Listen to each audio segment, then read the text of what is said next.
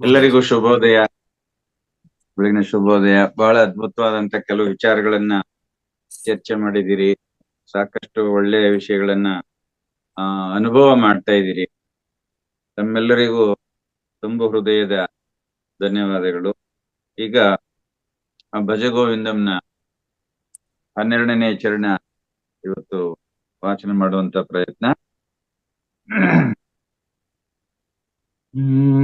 ಭಜ ಗೋವಿಂದಂ ಭಜ ಗೋವಿಂದಂ ಭಜ ಗೋವಿಂದಂ ಭಜ ಗೋವಿಂದಂ ಗೋವಿಂದಂ ಭಜ ಮೂಢಮತೆ ಭಜ ಗೋವಿಂದಂ ಭಜ ಗೋವಿಂದಂ ಗೋವಿಂದಂ ಭಜ ಮೂಢಮತೆ ಸಂಪ್ರಾಪ್ತೆ ಸನ್ನಿಹಿತೆ ಕಾಲೇ ಸಂಪ್ರಾಪ್ತೆ ಸನ್ನಿಹಿತೆ ಕಾಲೇ ನಹಿ ನಹಿ ರಕ್ಷತಿ ಡುಕೃಂಕರಣೆ ನಹಿ ನಹಿ ರಕ್ಷತಿ ಡುಕೃಂಕರಣೆ ಭಜ ಗೋವಿಂದಂ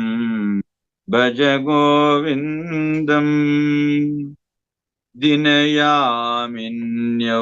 ಸಾಯಂ ಪ್ರಾತಃ ಶಿಶಿರವಸಂತಂ ಪುನರಾಯಾತಃ ದಿನಯಾಮಿನ್ಯೌ ಸಾಯಂ ಪ್ರಾತಃ ಶಿಶಿರವಸಂತಂ ಪುನರಾಯಾತಃ ಕಾಲ ಕ್ರೀಡತಿ ಗಚ್ಚತ್ಯಾಯೋ ಕಾಲ ಕ್ರೀಡತಿ ಗಚ್ಚತ್ಯಾಯೋ ತದಪಿ ನ ಮುಂಚತ್ಯಾಶಾವಾಯುಃ ತದಪಿ ನ ಮುಂಚತ್ಯಾಶಾವಾಯುಃ ಭಜ ಗೋವಿಂದಂ ಭಜ ಗೋವಿಂದಂ. ಈ ಚರಣದ ಸ್ಥೂಲ ಪರಿಚಯ ಕನ್ನಡದಲ್ಲಿ ಹಗಲಿನ ಇರುಳಿನ ಬೈಗಿನ ಬೆಳಗಿನ ಶಿಶಿರ ವಸಂತದ ಪುನರಾಗಮನ ಕಾಲಕ್ಕಾಟ ಕಳೆಯುವುದಾಯೋ ಜೀವದಾಶಯ ಬಿಡದೆಂದು. ಇಲ್ಲಿ ಶಂಕರಾಚಾರ್ಯರು ನಮಗೆ ಎಷ್ಟು ಸ್ಪಷ್ಟವಾಗಿ ಹೇಳ್ತಾ ಇದ್ದಾರೆ ಅಂತ ಹೇಳಿದ್ರೆ, ಹಗಲು ಪರ್ಯವಸಾನಗೊಂಡಾಗ ಅಂದ್ರೆ ಹಗಲು ಮುಕ್ತಾಯವಾದಾಗ ರಾತ್ರಿ ಬರುತ್ತೆ. ರಾತ್ರಿ ಮುಗಿಯೋದು ಮರುದಿನದ ಅರುಣೋದಯಕ್ಕಾಗಿ. ನಮಗೆ ಅಜ್ಞಾನ ಅಂತಕ್ಕಂಥದ್ದು ಬರೋದು ಕೂಡ ಜ್ಞಾನವನ್ನ ಸಂಪಾದಿಸುವುದಕ್ಕಾಗಿ, ಮತ್ತೆ ನಮಗೆ ಸಾವು ಬರೋದು ಕೂಡ ಮತ್ತೊಂದು ಮರುಜನ್ಮವನ್ನ ಪಡೆಯುವುದಕ್ಕಾಗಿ. ನೋಡಿ, ಇಷ್ಟೋ ತನಕ ನಡೆದಂತಹ ಚರ್ಚೆಗೂ ಇದಕ್ಕೂ ತುಂಬಾ ಸಾಮ್ಯತೆ ಇದೆ, ಗಮನಿಸಿ. ಮರುದಿನದ ಪ್ರಾತಃ ಕಾಲ ನಿಧಾನವಾಗಿ ಸುಡುವ ನಡು ಹಗಲಿಗೆ ತಿರುಗುತ್ತೆ, ಅಂದ್ರೆ ಮಧ್ಯಾಹ್ನಕ್ಕಾಗತ್ತೆ. ಆಮೇಲೆ ಸಂಜೆ ಕೆಮ್ಮುಗಿಲಿನ ಶಾಂತಿಯೊಂದೊಡಗೂಡಿದ ಸಂಧ್ಯಾ ಕಾಲವಾಗಿ ಪರಿಣಾಮವನ್ನು ಹೊಂದುತ್ತೆ. ಹೀಗೆ ಸೃಷ್ಟಿ ಚಕ್ರ ಉರುಳುತ್ತಿರುವಾಗ ತಿಂಗಳುಗಳು, ವರ್ಷಗಳು, ದಿನಗಳು, ಕ್ಷಣಗಳು ನಿಧಾನವಾಗಿ ಮತ್ತು ನೀರವವಾಗಿ ಹಿಂದೆ ಸರಿಯುತ್ತಾ ಇರುತ್ತವೆ. ಕಾಲ ಪ್ರವಾಹ ಪ್ರಭಾವಶಾಲಿಯಾಗಿ ನಿರ್ದಯವಾಗಿ ವರ್ಷಗಳ ತೆರೆಗಳಾಗಿ ತನ್ನ ಮುಂದಿರುವ ಸಮಸ್ತವನ್ನು ಕೊಚ್ಕೊಂಡು ಹೊರಟೋಗ್ಬಿಟ್ಟು, ಕಾಲ ಅಂತಕ್ಕಂತಹ ಈ ಪ್ರವಾಹ, ಸಾಗರದ ಪ್ರವಾಹ ಹೇಗೆ ಆ ಅಲೆಗಳು ಬಂದು ಬಂದು ಬಂದು ಅಲ್ಲಿರ್ತಕ್ಕಂತಹ ವಸ್ತುಗಳೆಲ್ಲವನ್ನ ಕೊಚ್ಕೊಂಡು ಹೆಂಗೆ ತಕೊಂಡು ಹೊರಟೋಗ್ಬಿಡುತ್ತೆ, ಸಾಗರದ ಒಡಲಾಳಕ್ಕೆ ಹೇಗೆ ತಕೊಂಡು ಹೊರಟೋಗ್ಬಿಡುತ್ತೋ ಹಾಗೆ ಇಲ್ಲಿ ಕಾಲ ಅಂತಕ್ಕಂತಹ ಪ್ರವಾಹ ಇಲ್ಲಿ ಕಾಲ ಅಂತಕ್ಕಂಥದ್ದನ್ನ ಸಾವು ಅಥವಾ ಯಮದೂತ, ಆಯಸ್ಸು, ಹೀಗೆ ನಾವು ಅನೇಕ ವಿಧದಲ್ಲಿ ನಾವು ವರ್ಣಿಸಬಹುದು. ಹಾಗಾಗಿ ಈ ಸಾವು ಅಂತಕ್ಕಂಥದ್ದು ಅಥವಾ ಆ ಸಾವನ್ನ ತರ್ತಕ್ಕಂಥವನು ಯಮ, ಅವನು ಪ್ರಭಾವಶಾಲಿಯಾಗಿರ್ತಕ್ಕಂಥವನು, ನಿರ್ದಯವಾಗಿರ್ತಕ್ಕಂಥವನು, ಯಾರ ಮೇಲೂ ಕರುಣೆ ಮಮತೆ ಅನುಕಂಪ ತೋರ್ಸೋದೇ ಇಲ್ಲ. ಬಹಳ ಬೇಗ ಬಂದು ಮುಂದಿರ್ತಕ್ಕಂಥ ಎಲ್ಲವನ್ನ ಕೊಚ್ಕೊಂಡು ಹೇಗೆ ಆ ತೆರೆ ಹೊರಟೋಗುತ್ತೋ ಹಾಗೆ ನಮಗರಿವಿಲ್ಲದಂತೆ ನಮ್ಮನ್ನ ಮರಣದ ಕಡೆಗೆ ಎತ್ಕೊಂಡು ಹೊರಟವು. ಕಾಲ ಸಾಗುತ್ತಾ ಹೋಗುತ್ತದೆ. ಯಾವುದು ಭವಿಷ್ಯದಲ್ಲಿ ಅಡಗಿತ್ತೋ ಅದು ವರ್ತಮಾನಕ್ಕೆ ಬರುತ್ತೆ. ಭವಿಷ್ಯದಲ್ಲಿ ಅಂದ್ರೆ ನಾಳೆ ಅಂತಕ್ಕಂಥದ್ದು ಈ ದಿನ ಕಳೀತಾ ಇದ್ದ ಹಾಗೆ ಅದು ನಾಳೆ ಅನ್ನತಕ್ಕಂಥದ್ದು ನನಗೆ ವರ್ತಮಾನಕ್ಕೆ ಬರುತ್ತೆ. ಬಂದು ಕಡೆಗೆ ಭೂತಕಾಲದ ಮಹಾಂಬೂದಿಯಲ್ಲಿ ಲೀನವಾಗುತ್ತೆ. ಆ ವರ್ತಮಾನವು ಕೂಡ ಏನ್ ಮಾಡುತ್ತೆ, ಈ ದಿವಸ ಕಳೀತಿದ್ದ ಹಾಗೇನೆ ಮತ್ತೆ ಆ ಭೂತಕಾಲಕ್ಕೆ ಅದು ಕೂಡ ಸರಿದೋಗುತ್ತೆ. ಹೀಗೆ ಕಾಲ ಯಾವ ನಿಬಂಧನೆಗಳಿಗೂ ಒಳಗಾಗೋದಿಲ್ಲ, ಯಾರಿಗಾಗಿಯೂ ಕಾದು ನಿಲ್ಲೋದು ಇಲ್ಲ. ಅದು ಸದಾ ಮುಂದೆ ಮುಂದೆ ಹೇಗೆ ಚಕ್ರ ಉರುಳ್ತಾನೆ ಇರ್ತದೋ ಅದು ನಿಲ್ಲೋದಿಲ್ಲ. ಚಕ್ರ, ಕಾಲಚಕ್ರ ಅಂತಕ್ಕಂಥದ್ದು ಹೇಗೆ ಉರುಳ್ತಾ ಇರುತ್ತೋ ಹಾಗೆ ನಮ್ಮ ಜೀವನವೂ ಕೂಡ ನಿರಂತರವಾಗಿ ಸಾಕ್ತಾನೆ ಇದೆ, ನಿರಂತರವಾಗಿ ಉರುಳ್ತಾನೆ ಇದೆ. ಮಾನವ ತನ್ನ ಭೂತಕಾಲದ ನೆನಪುಗಳಿಂದ ವರ್ತಮಾನಕ್ಕೆ ಅಡ್ಡಿ ಆತಂಕವನ್ನು ತಂದುಕೊಡ್ತಾನೆ. ಭೂತಕಾಲದ ಅಜ್ಞಾನವೇ ಈ ನೆನಪುಗಳು ಅಂತಕ್ಕಂಥದ್ದು, ಅದು ಅಜ್ಞಾನವೇ. ಅದನ್ನ ಮತ್ತೆ ಮತ್ತೆ ನಾವು ನೆನಪು ಮಾಡಿಕೊಡ್ತಾ ವರ್ತಮಾನ ಕಾಲಕ್ಕೆ ಅಡ್ಡಿಯನ್ನ ಉಂಟು ಮಾಡ್ಕೊಡ್ತೀವಿ. ಅದಕ್ಕೆ ಆನಾಪಾನಸತಿ ಧ್ಯಾನದಲ್ಲಿ ಹೇಳ್ತಾ ಇರ್ತಾರೆ ನೋಡಿ, ಧ್ಯಾನಕ್ಕೆ ಕಣ್ಣು ಮುಚ್ಚಿ ಕುಳಿತ ಕೂಡಲೇ ನಮ್ಮ ಹಿಂದೆ ನಡೆದಂತ ಘಟನಾವಳಿಗಳು ಬೇಗ ಬಂದ್ಬಿಡ್ತವೆ. ಇಲ್ಲ ಹಿಂದೆ ನಡೆದ ಘಟನಾವಳಿಗಳು ಬರ್ತವೆ ಅಥವಾ ಮುಂದೆ ನಡೀತಕ್ಕಂಥದ್ರ ಬಗ್ಗೆ ಚಿಂತನೆ ಮಾಡ್ತಾ ಇರ್ತೀವಿ. ಅದಕ್ಕೆ ಏನ್ ಹೇಳ್ತಾರೆ, ಅವೆರಡನ್ನು ಬಿಟ್ಬಿಡಿ. ವರ್ತಮಾನದಲ್ಲಿ ನಾವ್ ಏನ್ ಮಾಡ್ತಾ ಇದ್ದೀವಿ, ಈಗ ಉಸಿರಾಟ ಮಾಡ್ತಾ ಇದ್ದೀವಿ, ಆ ಉಸಿರಲ್ಲಿ ಮನಸ್ಸನ್ನ ನಿಲ್ಲಿಸಿ ಅಂತ ಹೇಳಿ. ಆದ್ರೆ ನಾವು ಅದರಲ್ಲಿ ವಿಫಲರಾಗ್ತಾ ಇದ್ದೀವಿ. ಮೊನ್ನೆ ಕಾರ್ಯಕ್ರಮದಲ್ಲಿ ನಮ್ಮ ಅಲ್ಲಿಯ ಕೇತಪ್ಪನವರು ಹೇಳ್ತಾ ಇದ್ರು, ಯಾವುದೇ ಒಂದು ಶ್ವಾಸವೂ ಕೂಡ ನಿಮ್ಮನ್ನ ಬಿಟ್ಟು ಹೋಗ್ಬಾರ್ದು. ನಿಮ್ಮ ಗಮನ ಪ್ರತಿ ಶ್ವಾಸದಲ್ಲೂ ಇಡಿ. ನನಗೆ ಆ ಶಬ್ದ ಬಹಳ ಇಷ್ಟ ಆಯ್ತು, ಅವ್ರ ಬಾಯಿಂದ ಬಂದಂತ ಶಬ್ದ. ಪ್ರತಿ ಶ್ವಾಸವನ್ನು ಗಮನಿಸಿ. ಅದು ಆಚರಣೆ ತರೋಕ್ ಆಗುತ್ತೋ ಇಲ್ಲೋ ಬಿಡುತ್ತೆ, ಅದು ಬೇರೆ ವಿಚಾರ. ಕನಿಷ್ಠ ಆ ಅಂಶ ನಮ್ಮ ತಲೆಗೋಯ್ತಲ್ಲ, ಅದು ಅದಕ್ಕೆ ಹೇಳ್ತಾರೆ, ಯಾವುದೇ ಜಾಗಕ್ಕೆ ಹೋಗ್ಲಿ, ಯಾರಿಂದಲಾದ್ರೂ ಸರಿ, ಒಂದು ವಿಷಯವನ್ನ ನಾವು ಕಲ್ತ್ಕೊಂಡ್ ಬರ್ಬೇಕಂತ ನನ್ನ ಜೀವನದಲ್ಲಿ ನಾನು ಕಲ್ತ್ಕೊಂಡ್ ಬಂದಿದ್ದೇನೆ. ಪ್ರತಿ ಶ್ವಾಸದಲ್ಲೂ ಮನಸ್ಸನ್ನ ಇಡಬೇಕು. ಅದೇ ವರ್ತಮಾನ. ಭೂತಕ್ಕೂ ಹೋಗ್ಬಾರ್ದು, ಭವಿಷ್ಯಕ್ಕೂ ಹೋಗ್ಬಾರ್ದು. ವರ್ತಮಾನ ಕಾಲದಲ್ಲಿ ನಡೀತಾ ಇರ್ತಕ್ಕಂತಹ ಏನು ಒಂದು ದಿನಕ್ಕೆ 21,600 ಬಾರಿ ನಾವು ಶ್ವಾಸ ಪ್ರಶ್ವಾಸವನ್ನ ಮಾಡ್ತೀವಿ. ಈ ಪ್ರತಿ ಶ್ವಾಸವನ್ನೂ ಕೂಡ ನಾವು ಗಮನಿಸ್ತಾ ಕೂತ್ಕೊಂಡ್ರೆ ವೇದಾಂತವು ಕೂಡ ಹೇಳುತ್ತೆ, 21,600 ಪ್ರಣವ ಏನ್ ನಡೆಯುತ್ತೆ ಉಸಿರಾಟ, ಆ ಉಸಿರಾಟದಲ್ಲಿ ನಿನ್ನ ಮನಸ್ಸನ್ನ ನಿಲ್ಲಿಸ್ಕೊಂಡು ಸೋಹಂಭಾವದಿಂದ ನೀನು ಕೂತ್ಬಿಟ್ರೆ ಆ ಒಂದು ದಿವಸದಲ್ಲೇ ನೀನು ಸಂಪೂರ್ಣವಾಗಿ ನೀನು ಮುಕ್ತನಾಗ್ಬಿಡ್ತೀಯ. ಅಂದ್ರೆ ಆ ಹಿಂದಿನದೆಲ್ಲವೂ ಸಂಪೂರ್ಣವಾಗಿ ಮರ್ತೋಗುತ್ತೆ. ವರ್ತಮಾನದ ಕಾಲಕ್ಕೆ ಬಂದ್ಬಿಡ್ತೀವಿ. ವರ್ತಮಾನದಲ್ಲಿ ಸೋಹಂ ಏನ್ ಹೇಳ್ತಾ ಇದೆ, ಅದು ನಾನೇ. ನೀನು ಏನನ್ನ ಹುಡುಕ್ತಾ ಇದ್ದೀಯಾ, ಅದು ನಾನು ಇಲ್ಲಿ ಕೂತಿದ್ದೀನಿ ಕಣೋ ಅಂತೇಳಿ ಪ್ರತಿ ಶ್ವಾಸದಲ್ಲೂ ಕೂಡ ಒಳಗಡೆ ಇರ್ತಕ್ಕಂಥ ಭಗವಂತ ಹೇಳ್ತಾ ಇದ್ದಾನೆ. ಆದ್ರಿಂದ ನೀವು ವರ್ತಮಾನ ಕಾಲಕ್ಕೆ ಬನ್ನಿ. ಅಂತ ಹೇಳ್ತಾ ಇದ್ದಾರೆ. ನಿತ್ಯ ಜೀವನದಲ್ಲಿ ನಾವು ಹಿಂದೆ ನಡೆದಂತಹ ನೆನಪುಗಳಿಗೆ ಹೆಚ್ಚು ಮಹತ್ವವನ್ನ ಕೊಡ್ತಾ ಇದ್ದೀವಿ.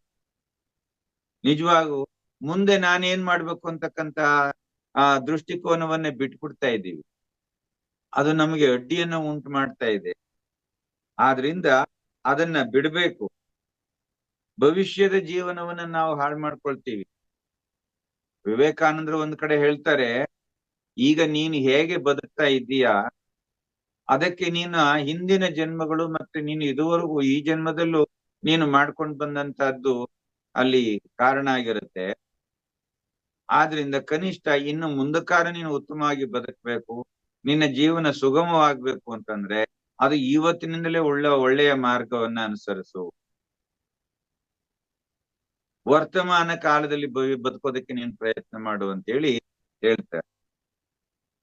ಹಾಗೆ ಇದೇ ರೀತಿ ನಮ್ಮಲ್ಲಿ ನಾವು ನಮ್ಮ ಅಪಾರವಾದ ಬುದ್ಧಿಶಕ್ತಿಯನ್ನ ಈ ರೀತಿ ಹಾಳು ಮಾಡ್ಕೊಳ್ತಾ ಇದ್ದೀವಿ, ಅಪವ್ಯಯ ಮಾಡ್ಕೊಳ್ತಾ ಇದ್ವಿ, ದುರ್ವ್ಯಯ ಮಾಡ್ಕೊಳ್ತಾ ಇದ್ದೀವಿ. ಓಡುತ್ತಾ ಬರುವ ಕಾಲ ನಮ್ಮ ಎಲ್ಲ ಯೋಜನೆಗಳನ್ನು ನೆಲಸಮ ಮಾಡಿಬಿಟ್ಟು ಧೈರ್ಯಶಾಲಿಯೋ ಮೇಧಾವಿಯೋ ಆದಂತಹ ಬಾಲಕ ನಚಿಕೇತನನ್ನ ಕಥೆಯನ್ನ ಕೇಳಿರ್ಬೋದು. ಕಠೋಪನಿಷತ್ನಲ್ಲಿ ಬರುತ್ತೆ ನಚಿಕೇತ ಮತ್ತು ವಾಜಶ್ರವಸ್ ಅಂತ. ವಾಜಶ್ರವಸ್ ಅಂತಕ್ಕಂಥವನು ತಂದೆ ಒಂದು ಯಾಗವನ್ನ ಮಾಡ್ತಾನೆ.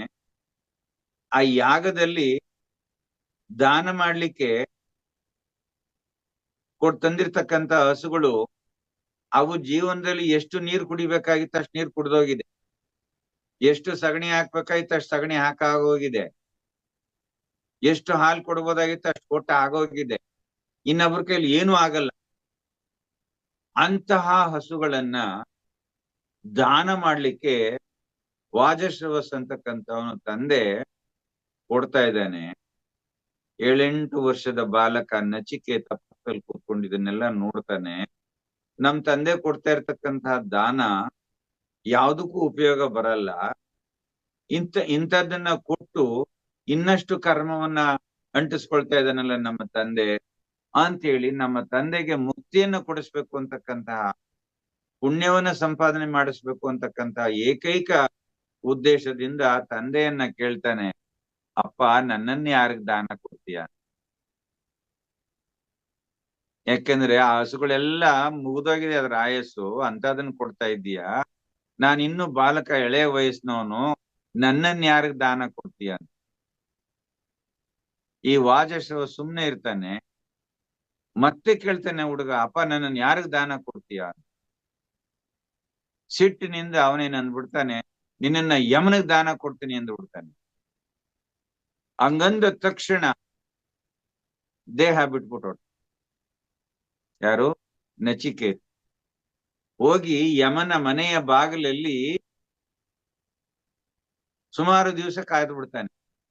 ಯಮ ಹೊರಗಡೆ ಹೋಗಿರ್ತಾನೆ, ಕಾದ್ ಕುಳಿತು ಬಿಡ್ತಾನೆ. ಆಗ ಯಮ ಬರ್ತಾನೆ. ಬಂದ್ ನೋಡ್ಬಿಟ್ಟು, ಅಯ್ಯಯ್ಯೋ, ಒಬ್ಬ ಬ್ರಾಹ್ಮಣ ಒಟು ನನ್ನ ಮನೆಯ ಬಾಗಿಲಿಗೆ ಬಂದು ಕೂತಿದ್ದಾನೆ, ಅವನಿಗೆ ಯಾವುದೇ ಉಪಚಾರ ಮಾಡಿಲ್ಲ ಅಂತೇಳಿ ಅವನನ್ನ ತಬ್ಕೊಂಡು, ಅಪರಾಧ ಆಯ್ತಪ್ಪ ನನ್ನಿಂದ, ನನ್ನ ಮನೆಗೆ ಬಂದು ನೀನು ಹಸ್ಕೊಂಡು ಈ ರೀತಿ ಬಾಗಿಲಲ್ಲಿ ಕೂತ್ಕೊಳ್ಳುವಂತ ದುಸ್ಥಿತಿ ಬಂತು ಅಂತೇಳಿ ಅವನಿಗೆ ಉಪಚಾರ ಮಾಡ್ತಾನೆ.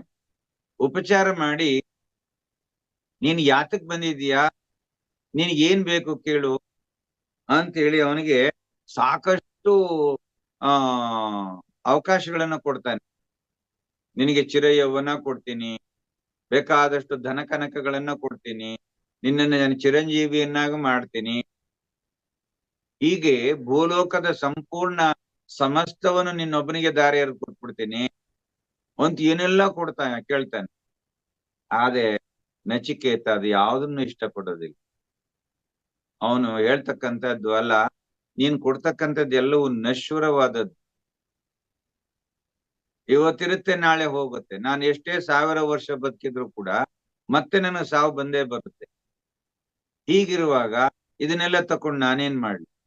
ನಿನ್ನ ರಂಬೆ, ಊರ್ವಶಿರು, ಏರಾಗಿ ತಿಲೋತ್ತಮ ಯಾರ್ಯಾರ್ಬೇಕು ಅವ್ರನ್ನೆಲ್ಲ ನಿನ್ನ ಹತ್ರನೇ, ನಿನ್ನ ಸಿರಿ ಸಂಪತ್ತನ್ನು ನಿನ್ನ ಹತ್ರನೇ ಇಟ್ಕೊ. ನನಗ್ ಬೇಕಾದ್ದು ಒಂದೇ ಪ್ರಶ್ನೆಗೆ ಉತ್ತರ, ಸತ್ ಮೇಲೆ ನಾವೆಲ್ಲೋಗ್ತೀವಿ? ಇದೊಂದೇ ಪ್ರಶ್ನೆಯನ್ನ ಅವನು ಕೇಳೋದು. ಆಗ ಯಮ ಬೇಕಾದಷ್ಟು ಚರ್ಚೆ ಮಾಡ್ತಾನೆ, ಬೇಕಾದಷ್ಟು ವ್ಯವಹಾರ ಮಾಡ್ತಾನೆ, ಅವನ ಜೊತೆನಲ್ಲಿ ವಾದ ಮಾಡ್ತಾನೆ, ಎಲ್ಲವನ್ನ ಸೋಲಿಸ್ತಾನ ಅವನು. ಕೊನೆಗೆ ಅವನನ್ನ ತನ್ನ ಪ್ರಿಯ ಶಿಷ್ಯನನ್ನಾಗಿ ಮಾಡಿಕೊಂಡು ಬ್ರಹ್ಮಜ್ಞಾನವನ್ನು ಅವನಿಗೆ ಬೋಧಿಸ್ತಾನೆ. ಅಲ್ಲಿ ತನಕ ಬ್ರಹ್ಮಜ್ಞಾನವನ್ನ ಬೋಧಿಸೋದಿಲ್ಲ ನಚಿಕೇತನ. ಹೀಗೆ ಇಂತಹ ಒಂದು ಆ ವಿಚಾರವನ್ನ ನಾವು ತಿಳ್ಕೊಂಡಾಗ, ಅದಕ್ಕೆ ಉಪನಿಷತ್ತುಗಳು ನಮ್ಗೆ ಸಾಕಷ್ಟು ವಿಷಯವನ್ನ ಕೊಡ್ತವೆ. ಉಪನಿಷತ್ತುಗಳನ್ನ ಓದಿ, ಉಪನಿಷತ್ ಭಾವಧಾರೆ ಅಂತೇಳಿ ಒಂದು ಒಳ್ಳೆ ಗ್ರಂಥ ಬಿಡುಗಡೆ ಮಾಡಿದ್ದಾರೆ. ಅಲ್ಲಿ 11-12 ಉಪನಿಷತ್ತುಗಳಿಗೆ ವಿಚಾರ ಕೊಟ್ಟಿದ್ದಾರೆ, ಉಪನಿಷತ್ ಭಾವಧಾರೆ ಅಂತೇಳಿ. ಅದನ್ನ ದಯಮಾಡಿ ಓದಿ. ದೊಡ್ಡ ಗ್ರಂಥ, ಸುಮಾರು ದಿವಸಗಳು ಬೇಕಾಗುತ್ತೆ. ಒಂದೊಂದು ಉಪನಿಷತ್ತಿಗೂ ಅಲ್ಲಿ ತುಂಬಾ ಚೆನ್ನಾಗಿ ಅದ್ವೈತಕ್ಕೆ ಸಂಬಂಧಪಟ್ಟದ್ದೇ ಉಪನಿಷತ್ತುಗಳು ತಗೊಂಡಿದ್ದಾರೆ ಅಲ್ಲಿ. ಅದಕ್ಕೆ ವ್ಯಾಖ್ಯಾನವನ್ನ ಮಾಡಿದ್ದಾರೆ, ತುಂಬಾ ಚೆನ್ನಾಗಿ ವಿಚಾರವನ್ನ ಕೊಟ್ಟಿದ್ದಾರೆ. ದಯಮಾಡಿ ತಾವೆಲ್ಲರೂ ಓದೋದ ಪ್ರಯತ್ನ ಮಾಡಿ. ಹೀಗೆ ಅವನೇನ್ ಹೇಳ್ತಾನೆ, ನೀನು ಕೊಡುವ ದೀರ್ಘಾಯಸ್ಸು, ಸದಾ ಹಾಡುವ ಅಪ್ಸರೆಯರು, ಸಕಲ ಸಂಪತ್ತನ್ನೆಲ್ಲ ನಿನಗೆ, ನಿನ್ನ ಹತ್ರನೇ ಇಲ್ಲಿ, ಅವೆಲ್ಲ ನನ್ನ ಪಾಲಿಗೆ ಕ್ಷುಲ್ಲಕವಾದವು. ಆದ್ರಿಂದ ನೀನು ನನಗೆ ಬೇಕಾಗಿರ್ತಕ್ಕಂಥದ್ದು ಸತ್ತ ನಂತರ ನಾವೇನಾಗ್ತೀವಿ, ಇದಕ್ಕೆ ಉತ್ತರ ಕೊಡು ಸಾಕು ಅಂತ ಕೇಳ್ತಾನೆ. ಮನುಷ್ಯ ಬಾಳುವುದು ಕೇವಲ ಕಾಲದ ಕೃಪೆಯಿಂದ. ಅವನು ಇದನ್ನ ತಿಳ್ಕೊಳ್ದೇನೆ ಅಪರಿಮಿತವಾದಂತಹ ವಿಷಯ ಸುಖಗಳನ್ನ ಅನುಭವಿಸೋದಕ್ಕೋಸ್ಕರ, ಅವುಗಳನ್ನೆಲ್ಲ ಪಡ್ಕೊಳ್ಳೋದಕ್ಕೋಸ್ಕರ ಆಸೆ ಪಡ್ತಾ ಇರ್ತಾನೆ. ಅದಕ್ಕಾಗಿ ನಿರಂತರವಾಗಿ ಶ್ರಮಿಸ್ತಾನೆ. ಯಾವುದೋ ಒಂದ್ ಸಣ್ಣ ಇಷ್ಟುದ್ದ ಮಾಡ್ಬಿಟ್ಟು ದೊಡ್ಡದಾಗಿ ಅದನ್ನ ವೈಭವೀಕರಿಸ್ಕೊಂಡು ಏನೆಲ್ಲ ಮಾಡ್ತಾ ಹೋಗ್ತಾನೆ, ಬೆವರು ಸುರಿಸ್ತಾನೆ, ಅದರಲ್ಲೇ ಮಗ್ನನಾಗ್ತಾನೆ. ಆದ್ರೆ ಮೃತ್ಯು ಅದೆಲ್ಲವನ್ನ ಅವನಿಂದ ದೋಚ್ಕೊಂಡ್ಬಿಡುತ್ತೆ. ತನ್ನದೆಲ್ಲವನ್ನ ಅನಿವಾರ್ಯವಾಗಿ ಇಲ್ಲಿ ಬಿಟ್ಟು ಹೋಗಲೇಬೇಕು. ನಾವೆಷ್ಟೇ ಮನೆ ಮಾಡಿರ್ಲಿ, ಎಷ್ಟು ಒಡವೆ ಮಾಡಿರ್ಲಿ, ಎಷ್ಟು ಹಣ ದುಡ್ಡು ಬ್ಯಾಂಕ್ ಬ್ಯಾಲೆನ್ಸ್ ಇಟ್ಟಿರ್ಲಿ, ಎಲ್ಲವನ್ನು ಇಲ್ಲೇ ಬಿಟ್ಟು ಹೋಗ್ತಾ ಇರೋದು. ನಾವು ತಕೊಂಡು ಹೋಗೋದೇನಿದೆ, ನಾವು ಮಾಡಿದಂತಹ ಪುಣ್ಯ ಕಾರ್ಯಗಳು, ಪಾಪ ಕಾರ್ಯಗಳು, ಇವನ್ನೇ ನಾವು ಹೊತ್ಕೊಂಡು ಹೋಗೋದಲ್ಲಿ. ಇನ್ನೇನನ್ನು ಹೊತ್ಕೊಂಡು ಹೋಗಕ್ ಆಗೋದಿಲ್ಲ. ಆದ್ರಿಂದ ಸ್ವಾರ್ಥದಿಂದೊಡಗೂಡಿದ ಬಾಳ್ವೆಯಲ್ಲಿ ತಾನು ಸಂಪಾದಿಸಿದ ದಾರುಣವಾದ, ಅಂದ್ರೆ ದುಃಖಕರವಾದ ವಾಸನೆಗಳ ಗಂಟನ್ನ ಹೊತ್ಕೊಂಡು ಹೋಗ್ಬೇಕಾಗತ್ತೆ ನಾವು. ಆದ್ರಿಂದ ಇದೆಷ್ಟು ದುಃಖಕರವಾದದ್ದು, ಇದೆಂತಹ ಒಂದು ದುರಂತ ಅಂತಕ್ಕಂಥ ಮಾತನ್ನ ಆದಿಗುರು ಶಂಕರಾಚಾರ್ಯರು ಹೇಳ್ತಾ ಇದ್ದಾರೆ. ನಮ್ಮ ಮನಸ್ಸು ಪ್ರಾಪಂಚಿಕ ವಸ್ತುಗಳಲ್ಲಿ ಆಸಕ್ತವಾಗಿರೋದ್ರಿಂದ ಅವು ನಮಗೆ ಕನಸಿನಲ್ಲಿ ಕಾಣ್ತಕ್ಕಂಥ ಮನಮೋಹಕ ವಸ್ತುಗಳ ಹಾಗೆ ಕಾಣಿಸ್ತಾ ಇದ್ದಾವೆ. ಆ ವಸ್ತುಗಳಲ್ಲಿ, ಪ್ರಾಪಂಚಿಕ ವಸ್ತುಗಳಲ್ಲಿ ನಮ್ಮ ಮನಸ್ಸನ್ನ ತೊಡಗಿಸಿರೋದ್ರಿಂದ ಅದು ನಮಗೆ ಮನಮೋಹಕವಾಗಿ ಕಾಣಿಸುತ್ತೆ. ಕನಸಿನಲ್ಲಿ ನಾವು ಕಾಣ್ತೀವಲ್ಲ, ತಿರುಕನ ಕನಸು ನಾವೆಲ್ಲ ಓದಿದ್ದೀವಿ. ಹಿಂದೆ ಪ್ರಾಥಮಿಕ ಶಾಲೆಗಳಲ್ಲಿ ಅಧ್ಯಯನ ಮಾಡ್ತಾ ಇದ್ದಾಗ ತಿರುಕನ ಕನಸು ಅಂತ ಒಂದು ಪದ್ಯ ಇತ್ತು, ಅದನ್ನು ಓದಿದ್ದೀವಿ. ಕನಸಿನಲ್ಲಿ ರಾಜನಾಗ್ತಾನೆ, ಆನೆ ಬಂದು ಅವನಿಗೆ ಹಾರನ್ನ ಹಾಕುತ್ತೆ, ಅಂಬಾರಿ ಮೇಲೆ ಕೂರ್ಸ್ಕೊಳ್ಳುತ್ತೆ, ಮೆರವಣಿಗೆ ಮಾಡ್ಕೊಂಡು ಹೋಗ್ತಾನೆ, ಅರಮನೆಯಲ್ಲಿ ದರ್ಬಾರ್ ಮಾಡ್ತಾನೆ, ಏನ್ ರಾಣಿಯರು ಅವ್ರು ಇವರೆಲ್ಲ. ಕೊನೆಗೆ ಕಾಲ್ನಿಂದ ಯಾವ್ದೋ ಒಂದ್ ಸಂದರ್ಭದಲ್ಲಿ ಒದಿತಾನೆ, ಅವನ ಭಿಕ್ಷಾ ಪಾತ್ರೆ ಒಂದ್ ಮಡಕೆ ಇರುತ್ತೆ, ಒದ್ಬಿಡ್ತಾನೆ, ಅದು ಕೆಳಗಡೆ ಬಿದ್ದು ಹೊಡೆದೋಗುತ್ತೆ. ಕೊನೆಗೆ ಭಿಕ್ಷೆ ಮಾಡ್ಕೊಂಡು ತಿನ್ನೋದಕ್ಕೆ ಬೇಕಾಗಿದ್ದಂತ ಪಾತ್ರೆಯು ಕೂಡ ಇಲ್ದಂಗ. ಸೊ ಹೀಗೆ ನಾವು ಆಹ್ಲಾದಕಾರಿಯಾಗಿರ್ತಕ್ಕಂತಹ, ಆಕರ್ಷಣೆಯನ್ನು ಕೊಡ್ತಕ್ಕಂತಹ ಈ ಕ್ಷಣಿಕವಾದಂತಹ ಸುಖಕ್ಕೆ, ಕ್ಷಣಿಕವಾದ ವಸ್ತುಗಳಿಗೆ ನಾವು ಅಪಾರವಾಗಿ ಆಕರ್ಷಣೆಗೊಳಗಾಗ್ತಾ ಇದ್ದೀವಿ. ಆದ್ರೆ ಯೋಚನೆ ಮಾಡಿ, ಒಂದೊಳ್ಳೆ ಮೊಬೈಲ್ ತಗೋತೀವಿ, 2 ಲಕ್ಷ 3 ಲಕ್ಷ ಕೊಟ್ಟು ತಗೋತೀವಿ. ಅಕಸ್ಮಾತ್ ನೀರು ಬಿದ್ದೋ, ಅಕಸ್ಮಾತ್ ಕೆಳಗಡೆ ಬಿದ್ದೋ, ಒಡೆದೋದ ಕೂಡ್ಲೆ ಎಷ್ಟು ದುಃಖ ಆಗತ್ತೆ. ಒಡವೆ ಹಾಕೊಳ್ತಾರೆ, ಕಳ್ಳ ಬಂದ್ ಕಿತ್ಕೊಂಡು ಹೊಟ್ಟೋದ ತಕ್ಷಣ ಹಾಕೊಂಡಾಗ ಇದ್ದಂತಹ ಸಂತೋಷ ಮಾಯವಾಗ್ಬಿಡತ್ತೆ, ದುಃಖಕ್ಕೊಳಗಾಗ್ತೀವಿ. ಆದ್ರಿಂದ ಸಾಧ್ಯವಾದಷ್ಟು ನಾವು ಪರಮ ಸತ್ಯದ ರಹಸ್ಯವನ್ನ ತಿಳ್ಕೊಳ್ಳೋದಕ್ಕೆ ಪ್ರಯತ್ನ ಮಾಡಿ.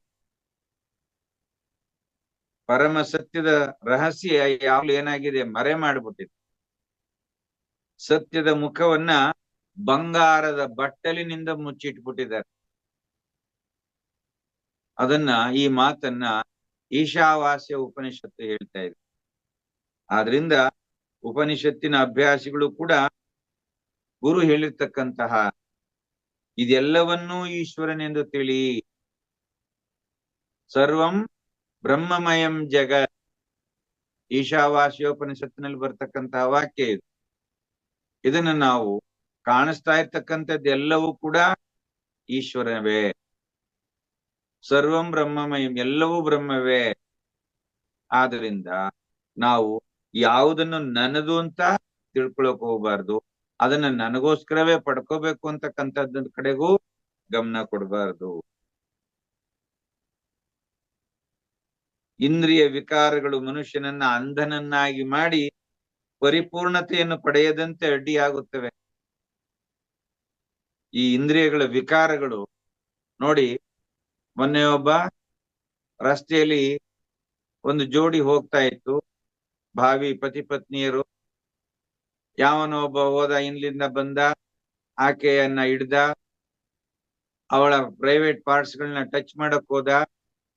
ಕೊನೆಗೆ ಇವತ್ತು 10 ದಿವಸದ ಮೇಲೆ ಜೈಲಿನಲ್ಲಿ, ಕೇರಳದಲ್ಲಿ ಸಿಕ್ಕಾಕೊಂಡು ಜೈಲಿನಲ್ಲಿ ಕೂತಿದ್ದಾನೆ. ಆ ಕ್ಷಣದಲ್ಲಿ ಅವನು ಸ್ವಲ್ಪ ಸಮಾಧಾನ ತಂದ್ಕೊಂಡು, ಇದೆಲ್ಲವೂ ನಶ್ವರವಾಗ್ತಕ್ಕಂಥ ಇದರಿಂದ ನನಗೆ ಏನ್ ಸುಖ ಸಿಗುತ್ತೆ ಅಂತಕ್ಕಂಥ ಸ್ವಲ್ಪ ಪ್ರಜ್ಞೆಯನ್ನ ಬಳಸಿದ್ದಿದ್ರೆ ಈಗ ಇವತ್ತು ಅವನು ಜೈಲಿನಲ್ಲಿ ಹೋಗಿ ಕೂರ್ಬೇಕಾಗಿರ್ಲಿಲ್ಲ, ಶಿಕ್ಷೆಯನ್ನು ಅನುಭವಿಸ್ಬೇಕಾಗಿರ್ಲಿಲ್ಲ. ನಾವು ಮಾಡ್ತಕ್ಕಂತಹ ಒಂದು ಕ್ಷಣದ ಆ ಮೋಹಕ್ಕೆ ನಾವು ಒಳಗಾಗ್ಬಿಟ್ಟಾಗ ಇಡೀ ವರ್ಷ, ಅದಕ್ಕೆ ಹೇಳ್ತಾರೆ, ಸಾಸಿವೆಯಷ್ಟು ಸುಖಕ್ಕೆ ಸಾಗರದಷ್ಟು ದುಃಖ ನೋಡ ಅಂತೇಳಿ ಶರಣರು ಹೇಳ್ತಾರೆ. ನಾವು ಸುಖ ಅಂತ ಅನುಭವಿಸೋದು ಕೇವಲ ಒಂದು ಸಾಸಿವೆಯಷ್ಟು ಸುಖ ಅಷ್ಟೇ. ಆದ್ರೆ ಅದರಿಂದ ನಮಗೆ ಇಡೀ ಸಾಗರದಷ್ಟು ದುಃಖವನ್ನು ನಾವು ಅನುಭವಿಸ್ಬೇಕಾಗತ್ತೆ. ಈ ಪ್ರಜ್ಞೆಯನ್ನ ನಾವು ತಂದ್ಕೊಳ್ಬೇಕು. ಆದ್ರಿಂದ ಸೀತೆಗೂ ಕೂಡ ಪ್ರಾಣಪ್ರಿಯನಾದ ರಾಮನ ಬಗ್ಗೆ ಶಾಶ್ವತವಾದಂತ ಪ್ರೇಮವನ್ನ ತಾತ್ಕಾಲಿಕವಾಗಿ ಮರೆಯಿಸುವಂತಹ ಒಂದು ಪ್ರಭಾವವನ್ನ ಉಂಟು ಮಾಡ್ತು ಮಾಯೆ. ಯಾವುದು? ಮಾರೀಚ ಅಂತಕ್ಕಂಥ ಒಬ್ಬ ರಾಕ್ಷಸ ಮಾಯಾ ಜಿಂಕೆಯಾಗಿ, ಬಂಗಾರದ ಜಿಂಕೆಯಾಗಿ ಅಲ್ಲಿ ಅವಳ ಮನಸ್ಸನ್ನ ವಿಚಲಿತಗೊಳಿಸ್ಬಿಟ್ಟು, ತನ್ನ ಪಕ್ಕದಲ್ಲೇ ಅಂತಹ 1000 ಕೋಟಿ ಮಾಯಾ ಜಿಂಕೆಗಳನ್ನ ಸೃಷ್ಟಿ ಮಾಡ್ತಕ್ಕಂತಹ ರಾಮ ಇದ್ರೂ ಕೂಡ ಕೇವಲ ಅದೊಂದು ಜಿಂಕೆಯನ್ನ ನನಗೆ ಹಿಡ್ಕೊಂಡು ಬಂದ್ಕೊಡು, ಆ ಜಿಂಕೆ ನನ್ನ ಮನಸ್ಸನ್ನ ಆಕರ್ಷಣೆ ಮಾಡ್ತಾ ಇದೆ ಅಂತೇಳಿ ರಾಮನಿಗೆ ಮೊರೆ ಇಟ್ಲು. ಆದ್ರಿಂದ ಸಾಕಷ್ಟು ದುಃಖವನ್ನ ಅನುಭವಿಸ್ಬೇಕಾಗ್ಬಂತು. ರಾವಣನಿಂದ ಅಪಹರಿಸಲ್ಪಟ್ಲು. ಶೋಕವನದಲ್ಲಿ ಅವಳು ಕೂತ್ಕೊಂಡಲ್ಲಿ ದುಃಖವನ್ನ ಮಾಡ್ಬೇಕಾಗ್ಬಂತು. ಆದ್ರಿಂದ ಕ್ಷಣಕಾಲದ ನಮ್ಮ ಮನಸ್ಸು ಕ್ಷಣಕಾಲ ಮೋಹಕ್ಕೆ ಒಳಗಾಗೋದ್ರಿಂದ ಬಹಳಷ್ಟು ಸಮಸ್ಯೆಯನ್ನ, ಬಹಳಷ್ಟು ನೋವನ್ನ ಅನುಭವಿಸ್ಬೇಕಾಗತ್ತೆ ಅಂತಕ್ಕಂಥದ್ದನ್ನ ನಾವೆಲ್ಲರೂ ಕೂಡ ನೆನಪಿನಲ್ಲಿ ಇಟ್ಕೋಬೇಕಾಗುತ್ತೆ. ಆಯಸ್ಸು ಕ್ರಮವಾಗಿ ಕಳೆಯುತ್ತಾ ಹೋದ್ರೂ ಕೂಡ ವಿಷಯದ ಹಂಬಲ ಮಾತ್ರ ಜಾಸ್ತಿನೇ ಆಗ್ತಾ ಹೋಗುತ್ತೆ. ದೇಹ ಕೃಶವಾಗ್ತಾ ಇದೆ, ದುರ್ಬಲವಾಗ್ತಾ ಇದೆ. ನೋಡಿ, ನಮ್ಮ ಬಹಳ ವಿಚಿತ್ರವಾದಂತ ಒಂದು ಸಂಗತಿಗಳು ನಮ್ಮ ಜೀವನದಲ್ಲಿ ನಡೆಯುತ್ತವೆ. ಹಲ್ಲಿದ್ದಾಗ ಕಡ್ಲೆ ಇಲ್ಲ, ಕಡ್ಲೆ ಇದ್ದಾಗ ಹಲ್ಲಿಲ್ಲ ಅಂತ ಒಂದು ಗಾದೆ ಇದೆ.